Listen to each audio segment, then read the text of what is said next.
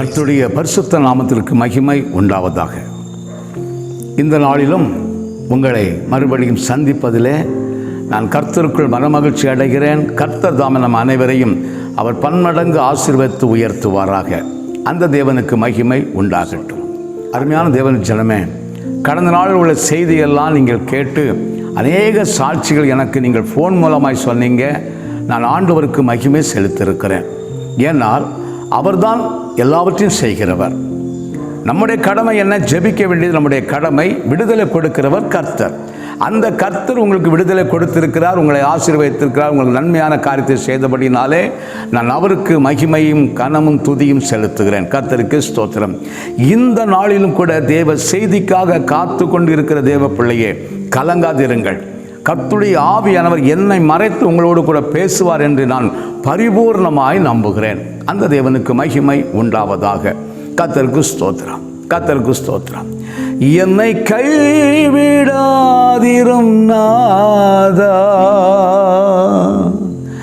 என்ன நிந்தை நேரிடினும்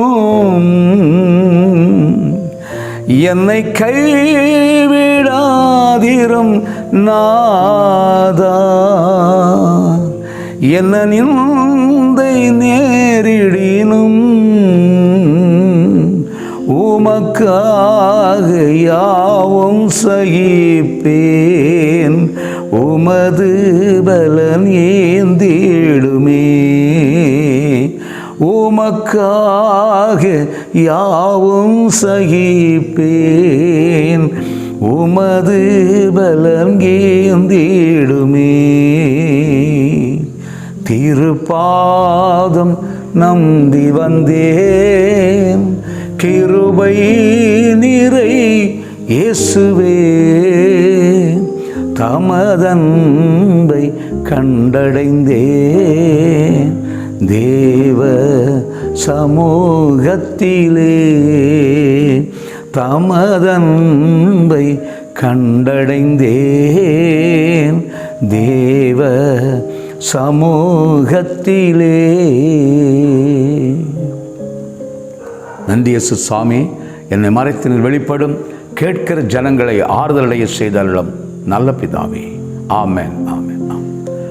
கலங்கா தேவ பிள்ளை, கர்த்தருடைய ஆவியானவர் உங்களோடு கூட இடைப்படுவார். ஆமென். இந்த நாளிலும் தேவ செய்திக்கு ஆதாரமாக உபாகமம் 1ஆம் அதிகாரம் 30வது வசனத்தை நான் வாசிக்கிறேன். தேவனுடைய பிள்ளைகள் கவனியுங்கள். உங்களுக்கு முன் செல்லும் உங்கள் தேவனாகிய கர்த்தர் தாமே எகிப்தில் உங்களோடு இருந்து உங்கள் கண்களுக்கு முன்பாக செய்த எல்லாவற்றையும் போலவும் வனாந்தரத்தில் செய்து வந்தது போலவும் உங்களுக்காக யுத்தம் பண்ணுவார் என்று வேதத்திலே ரொம்ப தெளிவாக சொல்கிறார். என் அன்பின் தேவஜனமே, நீங்களும் நானும் ஆராதிக்கிற நம்முடைய கர்த்தர் எப்படிப்பட்டவர்? இதை நம்ம முதலாவது புரிந்து கொள்ள வேண்டும். கர்த்தருக்கு ஸ்தோத்திரம். நமக்கு ஆண்டவரை குறித்து நல்லாவே தெரியும். அநேகர் சொல்லுவாங்க அவர் சர்வ வல்லமை உள்ள தேவன் என்று சொல்லுவாங்க. உண்மை அதுதான், அவர் சர்வ வல்லமை உள்ள தேவன். ஆனாலும் இந்த நாளிலே, இன்றைக்கு இந்த தேவ செய்தியை கேட்டுக்கொண்டிருக்க தேவ பிள்ளையே, நீங்களும் நானும் நம்முடைய கர்த்தரை சரியாக புரிந்து கொள்ள வேண்டும். அவர் எப்படிப்பட்டவர் என்றால், இதற்கு முன்பதாக நமக்கு எப்படிப்பட்டவராய் இருந்தார், இப்பொழுது எப்படிப்பட்டவராய் இருந்து கொண்டு இருக்கிறார், இனி எப்படிப்பட்டவராய் இருப்பார் என்று சொல்லி இந்த வேதத்தின் அடிப்படையில் கொஞ்சம் நம்ம பார்க்க போகிறோம். கர்த்தருக்கு ஸ்தோத்திரம். அருமையான தேவஜனமே, நாம் ஆராதிக்கிற தேவன் எப்படிப்பட்டவர் என்று சொன்னால், வேதம் சொல்கிறது உங்களுக்கு முன் செல்லுகிற தேவன் அவர். அதனால தான் பைபிளில் தெளிவாக சொல்கிறார், நானே உனக்கு முன்பதாய் கடந்து செல்லுவேன், கோணலான எல்லா வழிகளையும் உனக்கு நான் செவ்வையாக்குவேன் என்று சொல்கிறார். என்னை கேட்டுக்கொண்டு தேவ பிள்ளையே, ஒருவேளை இந்த நாளிலே உங்களுக்கு பலவிதமான வழிகள் அடைக்கப்பட்டு போயிருக்கலாம். நீங்கள் எங்கிருந்தெல்லாம் வழிகள் திறக்க வேண்டும் என்று எதிர்பார்த்து கொண்டு இருக்கிறீர்களோ அது எல்லாமே இன்றைக்கு அடைக்கப்பட்ட நிலைமையில் இருக்கலாம். நீங்கள் எதிர்பார்த்த ஆசீர்வாதங்கள் வராமல் இருந்திருக்கலாம், நன்மைகள் வராமல் இருந்திருக்கலாம், யாரிடத்திலிருந்தோ உங்களுக்கு பணங்கள் வர வேண்டியதாக இருந்திருக்கும், அது வராமல் இருந்திருக்கலாம். எதிர்பார்த்த எல்லா வழிகளும் உங்களுக்கு அடைக்கப்பட்டு போய் இருந்திருக்கலாம். நான் இந்த வழி எனக்கு எப்படி திறக்கும், எப்போ திறக்கும்? ஏசப்பா, எனக்கு இந்த வழியை திறந்து தரமாட்டேரா? என் பிள்ளைகளுக்கு அடைக்கப்பட்ட வழிவாசல் திறக்காதா? என் கணவனுக்கு அடைக்கப்பட்ட வழிவாசல் திறக்காதா? எனக்கு அடைக்கப்பட்ட வழிவாசல் திறக்காதா என்று சொல்லி நீங்கள் உலக பிரகாரமும் கேட்டுக்கொண்டிருக்கிறீங்க, ஆவிக்குரிய பிரகாரமாகவும் கேட்டுக்கொண்டிருக்கிறீங்க. எப்படியோ உங்களுக்கு ஒரு வழிவாசல் திறக்க வேண்டும், அதை நீங்கள் எதிர்பார்க்குறீங்க. கட்டாயம் ஆண்டவர் திறப்பார், கட்டாயம் திறப்பார். விசுவாசத்தை மட்டும் நீங்கள் விட்டுறாதீங்க, நம்பிக்கை மட்டும் இழந்துடாதீங்க. அதுதான் நமக்கு உறுதியானது ஒன்று. தேவனை தேடுகிற பிள்ளைகளுக்கு உறுதி எதில் இருக்கணும்னா விசுவாசத்திலும் நம்பிக்கையிலும் ஜெபத்திலும் மட்டும்.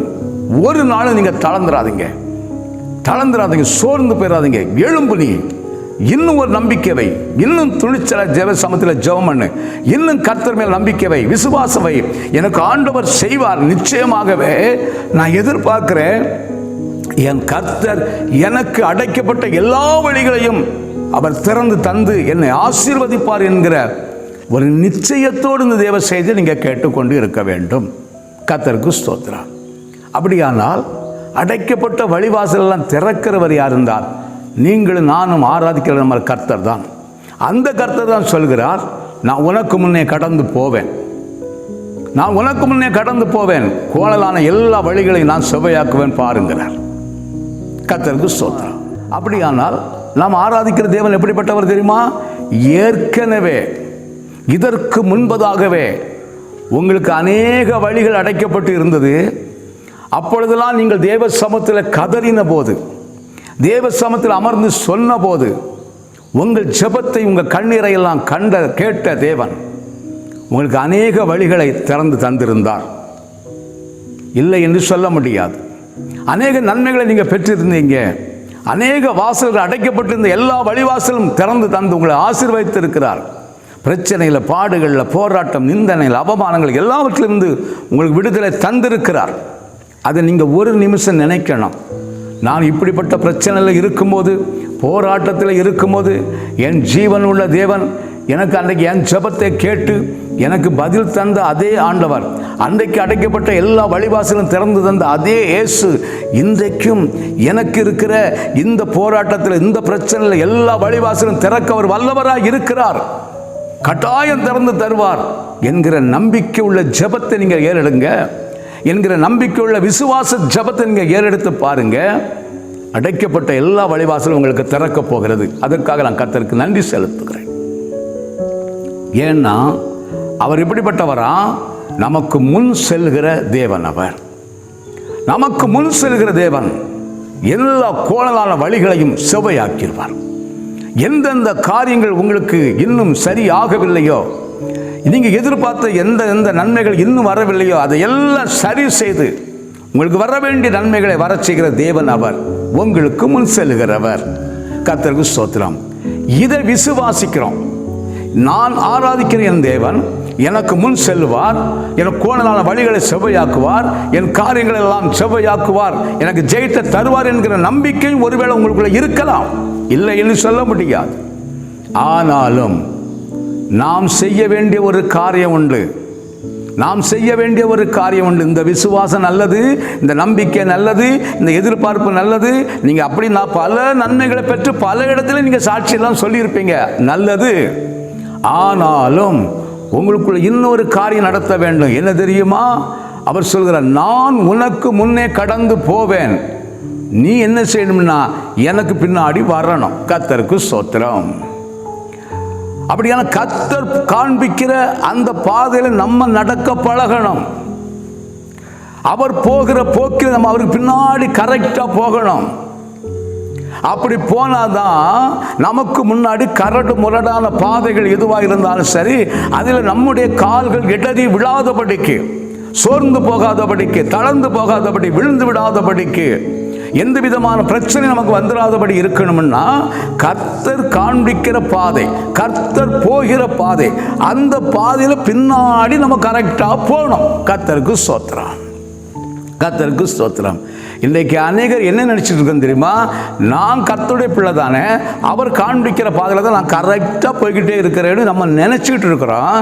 ஆனால் கொஞ்சம் ஆரம்பத்தில் அப்படி தான் வந்தோம். ஒரு 10 ஸ்டெப்பு கரெக்டாக கர்த்தர் போகிற பாதையில் தான் போனோம். போய்கிட்டே இருக்கும்போது என்ன ஆகி போச்சுன்னா, சைடில் வலது சைடில் ஒரு பாதை, இடது சைடில் ஒரு பாதையை கண்ட உடனே அங்கே திரும்பிட்டோம் பாருங்க. அங்கே திரும்பிட்டோம். ஏன்னா அங்கே ஒரு செழிப்பை பார்த்துட்டோம், இங்கே ஒரு செழிப்பை பார்த்துட்டோம். எதை மறந்துட்டோம்னா, இயேசு போகிற பாதையை மறந்துட்டோம். பார்த்தீங்களா? இல்லை, எத்தனை ஜனங்கள் மறந்துட்டாங்க. கர்த்தருக்கு ஸ்தோத்திரம். எத்தனை ஜனம் மறந்துட்டாங்க. மறந்துக்கிட்டு நான் இயேசுவைத்தான் பின்பற்றுகிறேன், நான் இயேசுவைத்தான். நீ இயேசுவைத்தான் பின்பற்றுகிற, ஆனால் இயேசு போகிற பாதையில் நீ இன்னும் வரல. காபால சந்தர தூரபால சாபாதையில வர்ற பாதை, இயேசு காண்பிக்கிற பாதையில வா, அவர் சொல்லுகிற வழியில நடந்து வா. அதனால தான் அவர் சொல்கிறார், நானே உனக்கு வழியும் சத்தியமும் ஜீவனுமாய் இருக்கிறேன், வா என்னை பின்பற்றி, வா என்னை பின்பற்றி என்று சொல்லுகிறார். இன்னும் வேதத்தில் தெளிவாக இயேசு சொல்கிறார், நான் உங்களுக்கு முன்மாதிரியை வைத்து போகிறேன், அந்த முன்மாதிரியை நீ பின்பற்றி வா, பின்பற்றி வா. யோவான் சொல்கிறான், நான் உமக்கு ஞானஸ்நானம் தரக்கூடாது அப்படின்னு சொன்னபோது இயேசு சொன்னார், இப்படித்தான் சகல நீதிகள் நிறைவேற்றப்படும், வா எனக்கு பின்னாடி, எனக்கு தான் ஞானஸ்நானம். என்னை நேசிக்கிறவர்கள், என்னை பின்பற்றி வர விரும்புகிறவர்கள் இப்படியே ஞானஸ்நானத்தை எடுத்து, மூழ்கி ஞானஸ்நானம் எடுத்து எனக்கு பின்னாடி வா. நீ வா, உனக்கு ஒரு வழியும் அடைக்கப்படாதபடி நாம் பார்த்துக்கிறேங்கிறார். அடைக்கப்பட்ட வழிகள் எல்லாம் திறந்து நான் தருகிறேங்கிறார். உனக்கு என்னென்ன நன்மைகள், என்னென்ன ஆசீர்வாதம் வரணும் நான் தாரேன், நீ வா எனக்கு பின்னாடி. ஆனால் நீ எப்படி வர? கொஞ்ச நாள் அவருக்கு பின்னாடி வாரீங்க, சில சூழ்நிலை பார்த்தவுடனே, சில பள்ளங்கள், சில மேடுகள், சில கரடு முரடான பாதைகள் பார்த்தவுடனே, சில பிரச்சனைகள், சில போராட்டங்களை பார்த்தோம், அப்படியே சைடு திரும்பிடுவோம். பார்த்தீங்களா? இது கஷ்டமான பாதைப்பா, வேண்டாம். ஐயா, நீ ஒன்றும் மறந்துட்ட. நீ ஏனும் உனக்கு முன்பதாக நீங்கள் ஒரு காரியத்தை மறந்துட்டீங்க. உனக்கு முன்பதாக செல்கிறவர் இயேசு அல்லவா? அவர் தானே உன்னை அழைத்தார், அவர் தானே உன்னை ரட்சித்தார், அவர் தானே உன்னை அபிஷேகம் பண்ணார், அவர் தானே உனக்கு ஞானஸ்நானம் தந்தார், அவர் தானே இந்நாள் வரையில் உன்னை வழி நடத்தினார். எத்தனையோ பாடுகள் மத்தியில் நீ இருந்தபோது, கலங்கி கதறி அழுத போது உன் கண்ணீரை துடைத்து உன்னை ஆறுதல் செய்து இந்நாள் வரையில் உன்னை சுகமாக ஒரு குறைவில்லாமல் நடத்தி வந்துட்டாரு. அவர் காண்பிக்கிற பாதையில் வர்றதுக்கு மனம் இல்லை. பார்த்தீங்களா? இன்னைக்கு என்ன, நமக்கு வேற லைனில் பச்சை பச்சேன்னு தெரிஞ்ச உடனே, செழிப்பாக தெரிஞ்சு அங்கே திரும்பிடுவோம் பாருங்க, அங்கே திரும்பிடுவோம் பாருங்க. கர்த்தருக்கு ஸ்தோத்திரம். அப்படியானால் எப்படி நம்ம ஆசீர்வதிக்கப்பட முடியும்? கர்த்தருக்கு மகிமை உண்டாவதாக.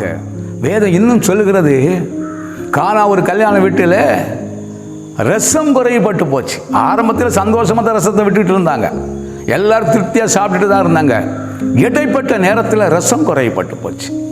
ரசம் குறைபட்டவங்க என்ன செய்யணும்னு தெரியாமல் பக்க பக்கம்னு முழிச்சிட்டு இருக்கான் பாருங்க, முழிச்சிட்டு இருக்கான். இன்றைக்கு நம்ம அப்படி தானே, ஆரம்பத்தில் நல்லா தான் வந்துட்டு இருந்தோம், இடையில் நமக்கு ஒரு சில குறைபாடுகள் வந்த உடனே நம்ம எதிர்பார்த்த காரியம் நடக்கலை, நம்ம எதிர்பார்த்த ஜெபத்துக்கு பதில் வரல, நம்ம ஜெபித்த ஜெபத்துக்கு பதில் வரல அப்படின்னு சொன்ன உடனே என்ன செய்ய அப்படியே திணறுவோம் பாருங்க.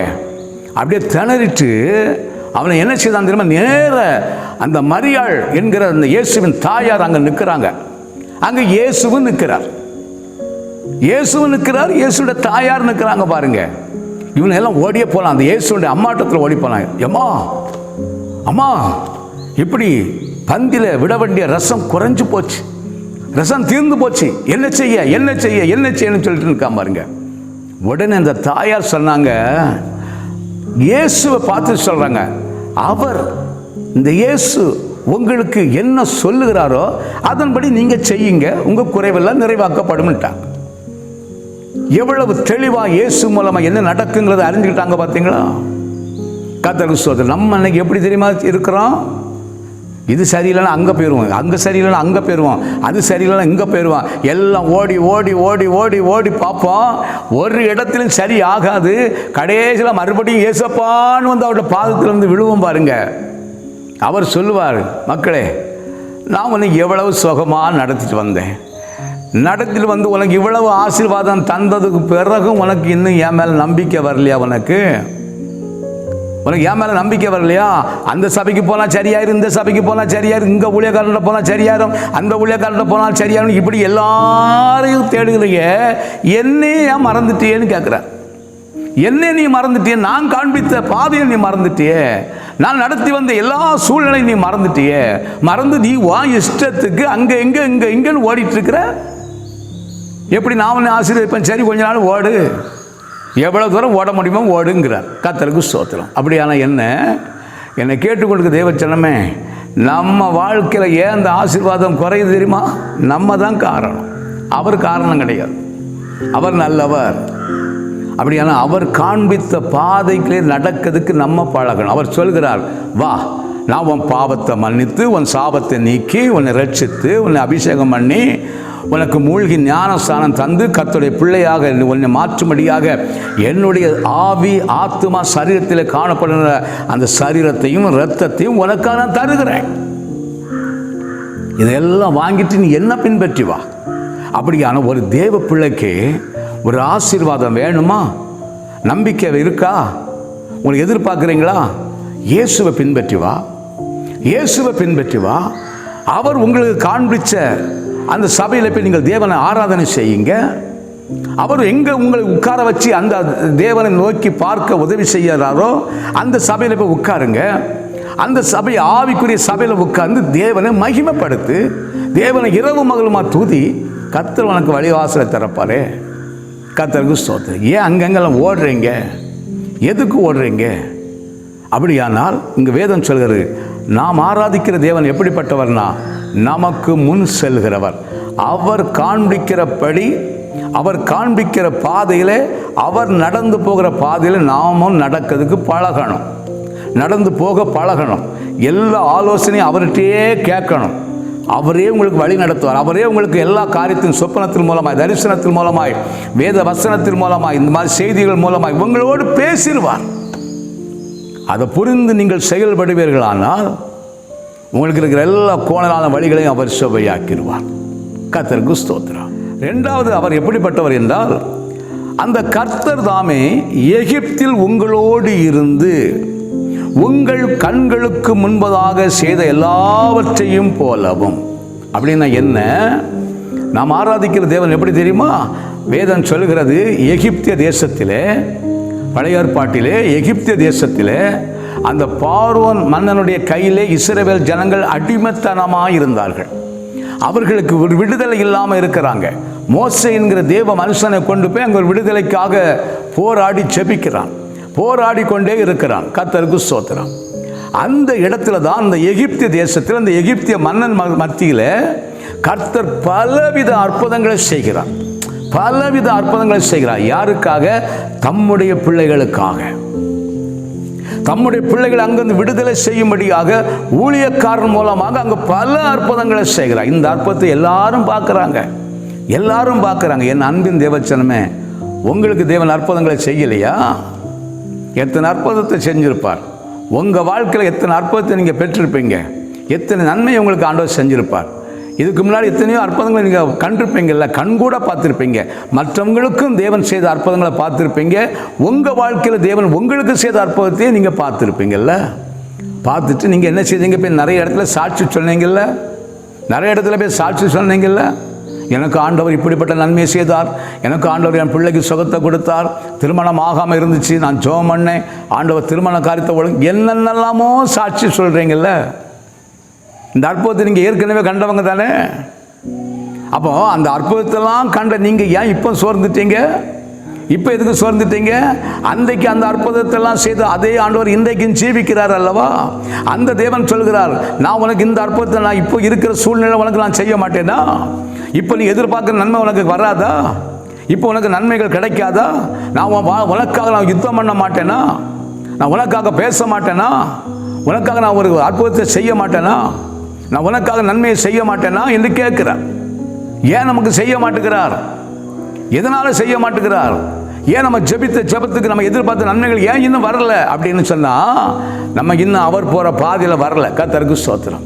இரண்டாவது, நம்ம அவர் செய்த அற்புதத்தெல்லாம் மறந்துட்டோம். இதுக்கு முன்னாடி தேவன் நமக்கு செய்த நன்மைகள் எல்லாம் மறந்தாச்சு. நம்ம இப்போ உள்ள நிலைமை தான் பார்த்துட்டு இருக்கோம். இப்போ எனக்கு செய்யலையே, இப்போ எனக்கு செய்யலை, இப்போ எனக்கு சுகம் தரலையே, இப்போ என் கால்வலி மாற்றலையே, இப்போ என் கடன் பிரச்சனை மாற்றலையே, என்னது எதுக்கு நம்ம ஆண்டவரை தேடி, எதுக்கு ஆண்டவரை தேடி இருக்கிறத விட செத்துடலாம் அப்படிங்கிற முடிவெல்லாம் நீங்கள் எடுக்கிறீங்களே. எதனால தெரியுமா? ஏற்கனவே கர்த்தர் உங்களுக்கு செய்த நன்மைகளெல்லாம் நீங்கள் மறந்தாச்சு. ஒரு நாள் உட்கார்ந்து யோசித்து பாருங்களேன். இப்போ இருக்கிற இந்த பிரச்சனையில், இந்த போராட்டத்தில், இப்போ இருக்கிற இங்கே கடன் பிரச்சனை, நெருக்கடிகள், இந்த சூழ்நிலை ஒரு நிமிஷம் உட்காருங்க. ஒரு நிமிஷம் உட்காருங்க. வீட்டில் உட்கார்ந்துட்டு மௌனமாக இருங்க. ஜெபிக்க வேண்டாம். அப்படியே உட்கார்ந்துட்டு, ஏசப்பா, நான் இவ்வளோ பிரச்சனையில் இப்போ இருக்கிற ஆண்டவரே, இதுக்கு முன்னாடி நீர் எவ்வளவோ அற்புதங்களை எனக்கு செய்திருக்கிறீர். இப்போ நான் போராடி தான் ஜெபிக்கிறேன். ஏனப்பா எனக்கு பதில் வரல? ஏன்பா எனக்கு ஜெபத்துக்கு பதில் வரலன்னு சொல்லிட்டு கொஞ்சம் கேட்டு பாருங்க. கொஞ்சம் ஜெபம் பண்ணி பாருங்க. கொஞ்சம் ஆண்டவர் சமூகத்தில் சொல்லி பாருங்க. கர்த்தருடைய ஆவியானவர் சொல்வார், மக்களே, நீ ஏற்கனவே நான் உனக்கு எவ்வளவு அற்புதம் செய்தேன், ஏற்கனவே உனக்கு எவ்வளவு நன்மைகளை செய்தேன், அதையெல்லாம் மறந்து நீ உன் இஷ்டத்தின்படி ஓடுகிற, உன் இஷ்டத்தின்படி நடக்கிற, உன் இஷ்டத்தின்படி இங்கேருந்து அங்கே தாவுற, அங்கேருந்து அங்கே தாவுற, அங்கேருந்து இங்கே தாவுற. நான் உன்னை தாவதுக்காக வச்சிருக்கிறேன். உனக்காக நான் எகிப்தில் எவ்வளவு அற்புதங்களை செய்தேன். உனக்காக உனக்கு எதிராளியோட எவ்வளவு அற்புதம் நான் உனக்காக செஞ்சுருக்கிறேன். உனக்காக நான் எவ்வளவு அற்புதங்களை செய்தேன். உனக்காக நான் எவ்வளோ நன்மைகளை செய்தேன். அவ்வளோ நன்மைகளை செய்தேன்னா இப்போ இருக்கிற இந்த பிரச்சனை உனக்கு நன்மையை செய்ய மாட்டேன்னா? நீ ஏன் அங்கங்கன்னு ஓடிட்டு இருக்கிற? அதனால தான் சொன்னால், உன்னுடைய ஆபத்து காலத்தில் நீ என்ன நோக்கி கூப்பிடு என்று சொன்னார். அப்படியான என்ன ஒரு நல்ல தேவ பிள்ளைக்கு அடையாளம் என்ன? விசுவாசத்தில் இருக்கிற தேவ பிள்ளைக்கு அடையாளம் என்ன? நீயா முழங்கால் படிக்கிட்டு தேவனை நோக்கி கூப்பிட பழகணும். ஏசப்பா, நான் இப்படிப்பட்ட ஆபத்தில் இருக்கிற, எனக்கு விடுதலை தாங்கன்னு சொல்லி கேளுங்க. அது மாத்திரமல்ல, பழசை நினைக்கணும். பழசை நினைக்க, எந்த பழசை நினைக்கணும்னா, இயேசு உங்களை ரட்சித்ததுக்கு பிறகு தேவன் சமூகத்தில் நீங்கள் ஜெபித்த எல்லா ஜெபத்துக்கும் அன்றைக்கு பதில் தந்தார் பாருங்க, அதை நினைக்கணும். அதை நினைச்சு இன்றைக்கு நன்றி சொல்லி பாருங்க. இன்றைக்கு அதை நினைச்சு ஜெபம் பண்ணி பாருங்க. அன்றைக்கு விடுதலை தந்த ஆண்டவர் எனக்கு இன்றைக்கும் இருக்கிற இந்த பிரச்சனை விடுதலை தருவீர் என்கிற முழு விசுவாசத்தோடு நோக்கி நான் பார்க்குறேன். ஏன்னா முழு விசுவாசத்தோடு நோக்கி நான் பார்க்குறேன். எனக்கு நீங்கள் அற்புதம் செய்யுங்கப்பா. ஒருவேளை நீர் காண்பிச்ச பாதையிலே, நீர் நடந்து போன பாதையில் என்னால் வர முடியாமல் நான் இடையில எங்கேயாவது திரும்பி இருப்பேன் ஆண்டவரே. அங்கே இவர்கள் சொன்னதுனால யாருடைய வார்த்தையெல்லாம் கேட்டு நான் அங்கெல்லாம் திரும்பி இருப்பேன் ஆண்டவரே. தயவா என்னை மன்னியும் என்று சொல்லி கேளுங்கள். ஏனென்றால் அவர் உங்களுக்கு முன் செல்லுகிறவர். ஏற்கனவே உங்களுக்காக பல அற்புதங்களை செய்தவர். இந்த எகிப்தில் பல அற்புதங்களை செய்தவர். நீங்கள் ஒருவேளை ஆண்டவராகிய இயேசுவை அறிந்த பிள்ளைகளாக இருந்தால் இந்த சம்பவம் உங்களுக்கு ஏற்கனவே தெரிந்திருக்கும். வேதத்தை படித்தவர்களுக்கு தெரிந்திருக்கும். தேவன் எகிப்தில் என்னென்ன அற்புதங்களை செய்தார் என்று. யாருக்காக?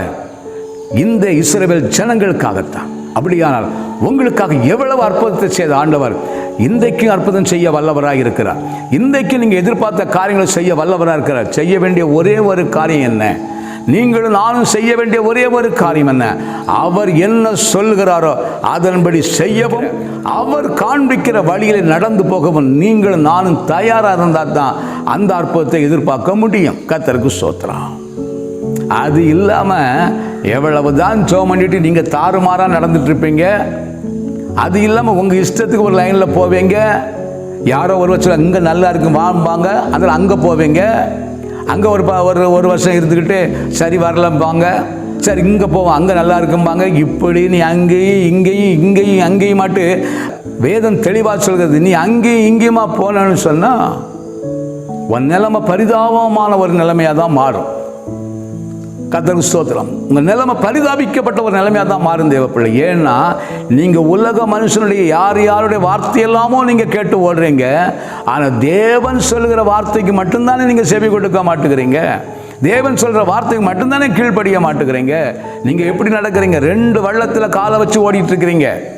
அங்கேயும் வேணும், இங்கேயும் வேணும், இங்கேயும் வேணும், அங்கேயும் வேணும், அதையும் விட்டுறக்கூடாது, இதையும் விட்டுறக்கூடாதுன்னு சொல்லி ஓடுறீங்க. உங்கள் நிலைமை தான் பரிதாபம். 2 வள்ளத்தில் காலை வச்சு போய் பாருங்களேன். எங்கே போய் விழுவோம்னு நமக்கே தெரியாது, என்ன நடக்கும்னு நமக்கே தெரியாது. ஆகினால் தான் கர்த்தர் சொல்கிறார், நான் உனக்கு முன்னே கடந்து போவேன், என்னை பின்பற்றி வா என்று சொல்லுகிறார். என் அன்பின் தேவச்சனமே, அதை புரிந்து நீங்கள் சரியாக்கி, அப்படியான என் வழிகள் ஏதோ தவறாக இருக்குது, நான் போகிற பாதை சரியில்லை, ஏதோ நான் என்னுடைய சுயத்தின்படி ஓடுகிறேன், இனி அப்படி போக மாட்டேன். ஆண்டவரே, நீர் காண்பித்தபடியே, நீர் சொன்ன சபைக்கே, நீர் சொன்ன இடத்திலே போய் நான் உண்மை ஆராதிப்பேன் என்கிற எண்ணத்தோடு வருவீர்களானால், அப்படியே ஆண்டவரை பின்பற்றி போவீர்களானால், கண்டிப்பாகவே எல்லா காரியத்தையும் உங்களுக்கு ஜெயமாக்கி தர வல்லவராக இருக்கிறார். கர்த்தருக்கு ஸ்தோத்திரம். எனக்கு அன்பான தேவஜனமே, நல்ல கவனிங்க. அதே எகிப்தில் பல அற்புதங்களை ஆண்டவர் செய்தாலும் அந்த அற்புதங்களை செய்வதற்காக மோசே என்கிறதான ஒரு தேவ மனுஷனை உள்ள கொண்டு போனார் பாருங்க. அவன் மூலமாக பல அற்புதங்களை செய்கிறார். பல வேதனைகளின் கஷ்டங்களை மோசே அனுபவித்தான், இல்லைன்னு சொல்ல முடியாது. மோசே பல விதத்தில் கஷ்டங்களை அனுபவித்தான். ஆனாலும் என் ஜனம் மீட்கப்பட வேண்டுமே என்கிற ஒரு தாகத்தோடு ஏக்கத்தோடு நின்றவன் மோசே. அந்த மன்னனோடு போராடினான். முடிவிலே ஜெயத்தை பெற்று விடுதலையாக்கி கொண்டு வந்துட்டான். இஸ்ரவேல் ஜனங்கள் மோசே எல்லாருமாக அந்த பார்வோனை விட்டு வெளியே வருகிறார்கள். வரும்போது எப்படி வருகிறான்னா, எந்த வழியாக வருகிறார்னா வனாந்தர வழியாக வருகிறார்கள். அந்த வனாந்தரத்தில் இங்கே வேதம் சொல்கிறது, வனாந்தரத்தில் செய்து வந்தது போலவும் என்று சொல்கிறார். அப்படியான என்ன, வனாந்தர வழியாக நடத்தி வரும்போது அந்த வனாந்தரத்திலே தேவன் இஸ்ரவேல் ஜனங்களுக்கோ மோசேக்கோ ஒரு குறையும் இல்லாமல் நடத்தி வந்தார் பாருங்க. ஒரு குறைவில்லாமல் நடத்தி வந்தார். ஆனாலும் இந்த இஸ்ரவேல் ஜனங்களுக்கு வாழ்க்கையில் சேர வேண்டிய இடத்துல போய் சேரலை. பார்த்தீங்களா? ஏன் தெரியுமா? முறுமுறுப்பு. ஆமாம், நாங்கள் அப்படியே அங்கேயே இருந்திருப்போம். இங்கே வந்து என்னத்தை கண்டோம், இங்கே எங்களுக்கு சாப்பாடு என்னத்தை இருக்குது, இட்லி இல்லை தோசை இல்லைன்ட்டு நிற்காம பாருங்க. நிற்கிறான் பாருங்க. எங்களுக்கு என்ன இறைச்சி இல்லை, எங்களுக்கு அது இல்லை, எனக்கு இது இல்லை அப்படின்னு சொல்லிட்டு முறுமுறுத்துக்கிட்டு தான் வந்தான் பாருங்க. இன்னைக்கு வரையிலும் அநேக தேவ பிள்ளைகளோட வாழ்க்கையில் ஆசீர்வாதம் இழக்கிறதுக்கு காரணம் இந்த முறுமுறுப்பு தான். இந்த முறுமுறுப்பு தேவனுக்கு பிரியமில்லாத காரியம். தேவனுக்கு பிரியமில்லாத காரியம். இந்த முறுமுறுப்புன்னு சொன்னாலே தேவன் அருவருக்கிறவா தான் இருப்பார். கர்த்தருக்கு ஸ்தோத்திரம். அதனால முறுமுறுக்காதீங்க, விசுவாசத்தில் வாங்க, முறுமுறுக்காதீங்க. கர்த்தருக்கு ஸ்தோத்திரம். இந்த இஸ்ரவேல் ஜனங்கள் முறுமுறுத்துக்கிட்டே வந்தான் பாருங்க. அதெல்லாம் பார்த்து ஆண்டவர் வனாந்தரத்தில் அவங்களுக்கு ஒரு குறையும் வைக்கல. ஆனாலும் ஒரு குறையும் வைக்கல பாருங்க. முறுமுறுத்துட்டு வந்தாலும் ஒரு குறையும் வைக்கல. முடிவில் மன்னாவை அள்ளி கொடுத்துட்டார். மன்னாவை கொடுத்து தின்னுட்டு வந்தாலும் கூட முறுமுறுப்பு தீரல. பார்த்தீங்களா? ஏன்னா அந்த மன்னாவை குறித்து அவங்களுக்கு தெரியல. கர்த்தருக்கு ஸ்தோத்திரம். இன்றைக்கு அநேகருக்கும் சில காரியங்கள் ஜெபம் பண்ணுகிறாங்க தவிர இந்த வேத வசனத்தில் என்ன இருக்குது, இந்த வேத வசனங்கிற மன்னா நமக்கு எப்படி கிடைக்குது? இன்றைக்கி கர்த்தருடைய ஆவியானவர் காலையில் நமக்கு என்ன பேசினார்? கர்த்தருடைய சமூகத்தில் ஜெபித்த போது நமக்கு வேத வசனத்தின் மூலமாக என்ன மன்னாவை கொடுத்தார்? தேவ ஊழியக்காரன் மூலமாக என்ன மன்னாவை கொடுத்தார்? சபைக்கு போகிற நமக்கு என்ன மன்னாவை கொடுத்தார்? அந்த மன்னாவை கொடுத்து அக்கறை இல்லை. எனக்கு ஃபுல்லாக எனக்கு இன்னைக்கு நடக்கணும், எனக்கு இந்த காரியம் நடக்கணும், இந்த முறுமுறுப்புலே உள்ளே போய் இருந்தால் அங்கே சபைக்குள்ளே போய் நீங்கள் இருந்து பாருங்கள். சபையில் போதகர் எவ்வளோ பெரிய செய்தியை கொடுத்தாலும் ஒன்றுமே நமக்கு புரியாது. ஏன்னா நமக்கு அதை குறித்து ஒரு அக்கறையும் இல்லை, அதை குறித்து ஒரு கவலையும் இல்லை. இந்த இஸ்ரவேல் ஜனங்கள் மன்னாவை கொடுத்தனாலும் எப்படி நமக்கு ஆகாரம் கிடைக்குது, வயிறு நிறையணும் அப்படிங்கிற எண்ணத்தில் தான் வந்தான் பாருங்க. இந்த மன்னாவை குறித்து ஒரு அக்கறை இல்லை. பார்த்தீங்களா எப்படி தேவன் ஆசீர்வதிப்பார்? கர்த்தருக்கு ஸ்தோத்திரம். அந்த தேவன் தான் சொல்கிறார், கடைசியாக நான் இவ்வளவெல்லாம் உங்களுக்கு செஞ்சேன், ஆனாலும் உங்களுக்கு ஒன்றும் திருப்தி வரலை, உங்களுக்கு இன்னும் ஒரு முறுமுறுப்பு மாறலை. இருந்தாலும் சொல்கிறார், பயப்படாத. இப்போ இருக்கிற இந்த போராட்டத்தில், இந்த நெருக்கத்தில், உனக்கும் எதிராளிக்கு இருக்கிற பிரச்சனையில் யாரெல்லாம் உன்னை வேதனைப்படுத்தினார்களோ, யாரெல்லாம் உன்னோடு கூட இடைப்பட்டு சண்டை போட்டுட்டு இருக்கிறாங்களோ, உனக்கு விரோதமாக கேஸ் போட்டாங்களோ, உனக்கு விரோதமாக பெட்டிஷன் போட்டாங்களோ, உனக்கு விரோதமாக எங்கெங்கெல்லாம் என்னென்ன காரியங்கள்லாம் செய்தார்களோ, அத்தனை பேரிடத்திலும் நான் உனக்காக யுத்தம் பண்ணுவேன் என்று சொல்லுகிறான். அருமையான தேவஜனமே, கலங்காதிருங்கள்.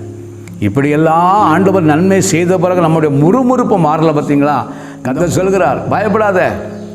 உன்னை நான் அடிமைத்தனத்திலிருந்து வெளியே கொண்டு வந்துட்டேன், மோசே மூலமாக எல்லாம் கொண்டு வந்துட்டேன். ஆனால் உனக்கு நன்மையை செய்தேன், அற்புதத்தை செய்தேன், அடையாளத்தை செய்தேன், எல்லாம் செய்த பிறகும் உனக்கு இன்னும் திருப்தி வரலை, உனக்கு இன்னும் இந்த முறுமுறுப்பு மாறலை. இப்போவும் நீ என்ன செய்கிற?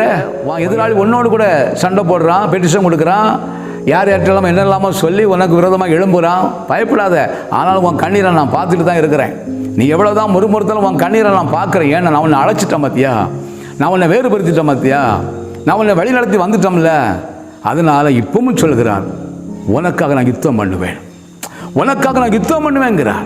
என் அன்பின் தேவச்சனமே, அந்த யுத்தம் பண்ணுகிறவர் தான் சொல்கிறார், நீ எனக்கு பின்னாடி வருவியா, நான் போகிற பாதையில் வருவியா? அப்படியான ரட்சிக்கப்பட்டு அபிஷேகம் பண்ணப்பட்டு மூழ்கி ஞானஸ்தானம் எடுத்து கர்த்தருடைய பந்தியில் கலந்து கொண்டு தேவனுக்கு பிரியமாக வாழ்கிற பரிசுத்த வாழ்க்கையால் வாழ்ந்து வருவியா? நான் உனக்காக யுத்தம் பண்ணுவேங்கிறார். நான் உனக்காக யுத்தம் பண்ணுவேன், நான் உனக்காக பேசுவேன், நான் உனக்காக வழக்காடுவேன், உனக்காக நான் ஒரு ஜெயத்தை நான் மறுபடியும் தருவேன் என்று சொல்கிறார். நீங்கள் தயார் என்று சொன்னார். ஏசப்பா, எவ்வளவோ நன்மைகளை செய்து நான் இன்னும் திருப்தி இல்லாமல் முறுமுறுத்தில் தான் இருக்கிறேன்னு சொல்லி உங்களுக்கு மனசாட்சி குத்துமானால், எவ்வளவோ நன்மைகளை பெற்று நான் இன்றைக்கு வரையிலும் முறுமுறுத்தில் தானே இருக்கிறேன், என் காரியங்கள்லாம் நடக்கலை அப்படின்னு சொல்லி நான் முறுமுறுத்தில் தானே இருக்கேன், தயவு செய்து என்னை மன்னியும் என்று சொல்லி கேட்க மனது உள்ளவர்களால் நீங்கள் இருந்தால், அப்படியே இருக்கிற இடத்துல கண்களை மூடி கர்த்தருடைய சமூகத்தில் கேளுங்கள். மகா இரக்கமும் கிருபையும் நிறைந்த தேவனே, இந்த நாள் இந்த தேவ செய்தியை கேட்டுக்கொண்டிருக்கிற ஒவ்வொரு உள்ளத்தில் நீங்கள் பேசியிருக்கிறீர் என்று நான் விசுவாசிக்கிறேன். இதை உணர்ந்தவர்கள் யாராவது உண்டு என்று சொன்னால் அவர்கள் இப்பொழுதே உங்களுடைய சமூகத்தில், அப்பா என்னுடைய முறுமுறுப்பை மாற்றி என்னை ஆசீர்வதியும், செய்த நன்மைகளெல்லாம் நான் நினைக்கிறேன், மறக்கலப்பா, இனி நான் உம்முடைய பாதையில் நீர் சொல்லுகிற நீர் காண்பிக்கிற வழியில் நான் நடந்து வருவேன், நீர் என்ன சொல்கிற அதன்படி நான் செய்வேன் என்று சொல்லி யாரெல்லாம் இப்போது தீர்மானம் எடுக்கிறார்களோ, எடுத்து ஜெபித்து கொண்டிருக்கிறார்களோ, அத்தனை பேருக்காகவும் நீர் வழக்காட போகிறீர். அவங்களுக்கு விரோதமாக எழும்பிருக்கிற சத்துருக்களை நீர் கண்டு கொண்டு இருக்கிறீர்.